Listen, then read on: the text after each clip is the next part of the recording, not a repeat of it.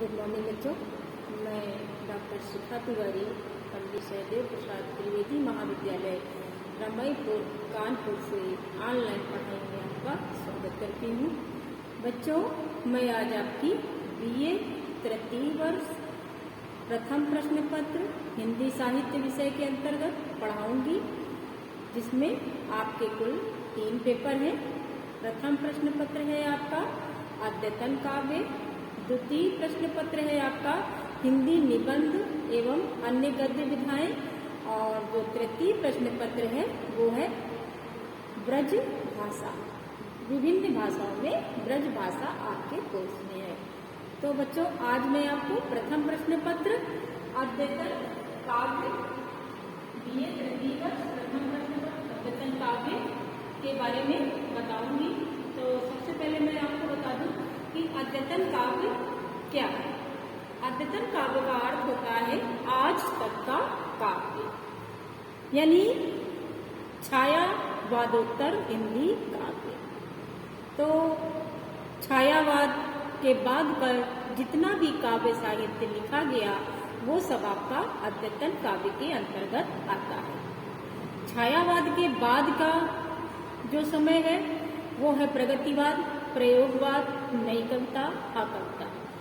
इन सभी कविताओं में प्रायः राष्ट्रीय स्वर मुखरित हुए हैं, और जो समाज में व्याप्त समस्याएं हैं, भ्रष्टाचार है, उन सभी समस्याओं पर विचार करते हुए उसके निराकरण पर ओजमयी भाषा के साथ प्रस्तुतिकरण हुआ है। इस काल के प्रमुख कवियों में से आपके आ जाते हैं गजानन माधव मुक्तिबोध, सच्चिदानंद हीरानंद वात्स्यायन अज्ञेयजी, नागार्जुन, त्रिलोचन शास्त्री, भवानी प्रसाद मिश्र आदि।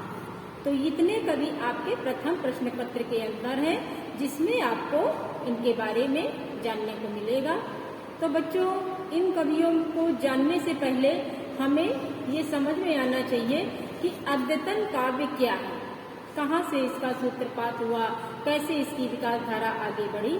तो अद्यतन काव्य को जानने से पहले हमें हिंदी साहित्य के इतिहास का पुनरावलोकन संक्षेप में करना पड़ेगा।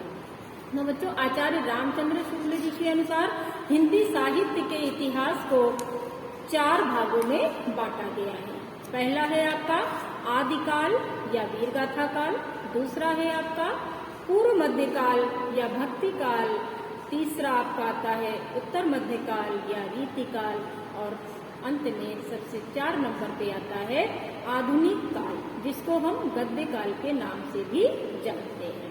तो ये जो आधुनिक काल है, इस आधुनिक काल को गद्य और पद्य दोनों ही दृष्टियों से इसका विभाजन किया गया, जिसमें कि पद्य की दृष्टि से जो विभाजन हम देखते हैं वो आता है आपका भारतेंद्र युग, द्विवेदी युग, शुक्ल युग, शुक्लोत्तर युग और भारतेंद्र युग, द्विवेदी युग, छायावाद युग, प्रगतिवाद, प्रयोगवाद, नई कविता, अकविता। जबकि गद्य की दृष्टि से जो हम देखते हैं इसका विभाजन जो हुआ है वो कुछ इस प्रकार है: भारतेंद्र युग, द्विवेदी युग, स्वतंत्र युग, स्वतंत्रोत्तर युग, प्रसाद युग, प्रसादोत्तर युग आदि।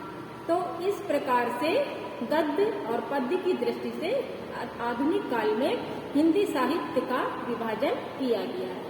तो पद्य की दृष्टि से जो हमारा प्रथम प्रश्न पत्र है अद्यतन काव्य, इसको अगर हम ध्यान में रखते हुए देखते हैं तो इसके अंतर्गत हमको छायावाद के बाद का जो भी काव्य साहित्य है उसका अध्ययन करना पड़ेगा। उसके अंतर्गत आता है आपका प्रगतिवाद, प्रयोगवाद, नई कविता, अकविता। तो बच्चों ध्यान से सुनिएगा, इसमें आपको हम बहुत सारी जानकारी भी देंगे और उस जानकारी को आप लोग कहीं पर नोट भी करते रहिएगा।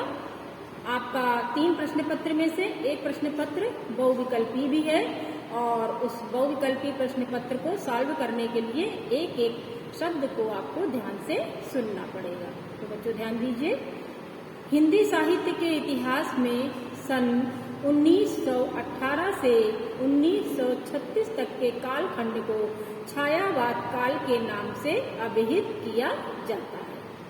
छायावाद काल नाम से काव्य का प्रभाव तो स्पष्ट है, किंतु गद्य का बोध यदि किंचित भी नहीं है। साहित्य के साथ एक विशेष बात यह है कि इसमें किसी कालखंड विशेष में यदि विशेष परिस्थितियों के कारण अथवा यूं ही कोई कविता धारा पृथक रूप धारण कर लेती है तो वह भविष्य में एकदम विलुप्त नहीं होती है। किसी न किसी रूप में अपनी उपस्थिति भावी साहित्य में वह अवश्य दर्ज कराती है। छायावादोत्तर काल की कविता को ले तो उसमें भी यह बात देखने को मिल जाती है। छायावादोत्तर काल में अपनी प्रमुख पहचान बनाने वाले रामधारी सिंह दिनकर जी की कविताओं को यदि हम देखें तो उसमें वीर गाथा काल की हुंकार भी है, भक्ति काल की विनय भी है, रीति काल की श्रृंगारी प्रवृत्ति भी। इतना ही नहीं, युग के प्रभाव के कारण उनकी कविता में प्रगतिशील विचारधारा का प्रभाव स्पष्ट रूप से दिखाई पड़ता है।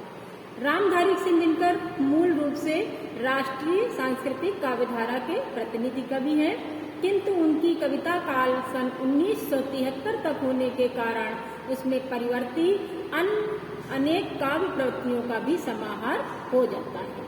राष्ट्रीय सांस्कृतिक काव्यधारा के प्रमुख कवियों के नाम इस प्रकार हैं: अयोध्या सिंह उपाध्याय हरिऔध, मैथिली शरण गुप्त, माखनलाल चतुर्वेदी, सिया राम शरण गुप्त, बालकृष्ण शर्मा नवीन, रामधारी सिंह दिनकर, उदय शंकर भट्ट, गया प्रसाद शुक्ल सनेही, केदारनाथ मिश्र और आदि कवि हैं, जिसमें कि जो आपके सनेही जी हैं उनको त्रिशूल उपनाम से भी जाना जाता है।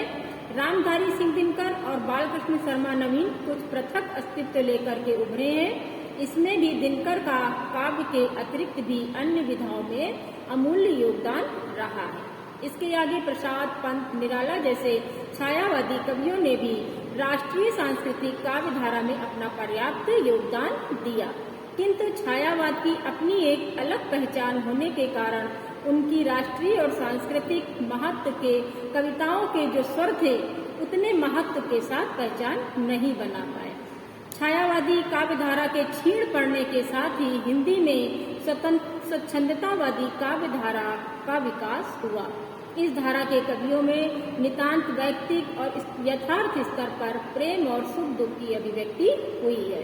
इस धारा के कवि किसी वाद विवाद के कवि नहीं हैं, यद्यपि इनकी कविताएं हालावाद एवं नव स्वच्छंदतावाद से प्रभावित हैं, तथापि इनमें कोई भी किसी विशेष विचारधारा का परिपोषक या समर्थक नहीं है। इस धारा के कवियों में हरिवंश राय बच्चन को हालावादी कवि कहा जाता है, किंतु ये कवि कितने भाव निरपेक्ष हैं यह इस बात से सिद्ध होता है कि स्वयं बच्चन ने भी कभी स्वयं को हालावादी कहलाने में गौरव का अनुभव नहीं किया।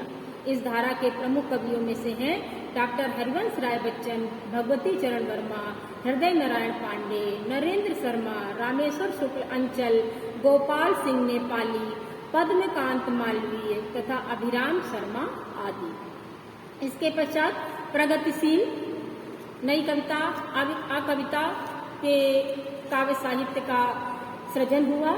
इसमें नई नई विचारधाराएं आई और नई नई कवियों के विचार अंकित किए गए। कुछ विशेष कवि सामने आए तो कुछ विशेष रचनाएं हमारे सामने आई और प्रगतिवाद की विज्ञापन और प्रचार लक्षी प्रवृत्तियां प्रयोगवाद की चौंकाने वाली और हैरत में डाल देने वाली प्रवृत्तियों से आगे निकलकर बहुत ही निकट स्पर्श करने वाली प्रवृत्तियां हिंदी कविता के क्षेत्र में नई कविता को परिभाषा देते समय अनेकानेक जटिलताएं पाई जाती हैं। तो नई कविता वैविध्यमय जीवन के प्रति आत्मचेतस व्यक्ति की प्रक्रिया है। नई कविता का स्वर एक नहीं है बल्कि विविध है। इस प्रकार नई कविता के बाद अगर हम संक्षेप में इस अद्यतन काव्य को समझेंगे तो हम पाते हैं कि कविता का रंग अनवरत रूप से चलता रहता है और अब ऐसा प्रतीत होता है कि उसका रुझान सहज कविता की ओर है, जिसमें मुख्य भूमिका गहन संवेदना की है। प्रस्तुत संकलन छायावादोत्तर काव्यधारा के प्रतिनिधि कवियों को एक स्थान पर संकलित करने का प्रयास है। संकलित कवियों की प्रतिनिधि रचनाओं से कवि तथा जिन धारा से हैं दोनों का ही सामान्य ज्ञान छात्रों को प्राप्त होगा। पाठ्यक्रम हेतु चयनित कवियों के जीवन और साहित्य की संक्षिप्त जानकारी हमने आपको दी है, जिससे छात्रों को अध्ययन में सुगमता होगी। संकलन को बच्चों के दृष्टि से उपयोगी बनाने के लिए विभिन्न विद्वानों के विचार भी व्यक्त किए गए हैं और इस दृष्टि से हम देखते हैं कि हमारा जो अद्यतन काव्य है वो अद्यतन कवियों की काव्य रचनाओं से अत्यधिक प्रभावित हुआ है और उसी विकास धारा क्रम की ओर आगे बढ़ चला है, जो आगे के लिए एक प्रेरक शक्ति का काम करती है। बच्चों, आज बस इतना ही। धन्यवाद।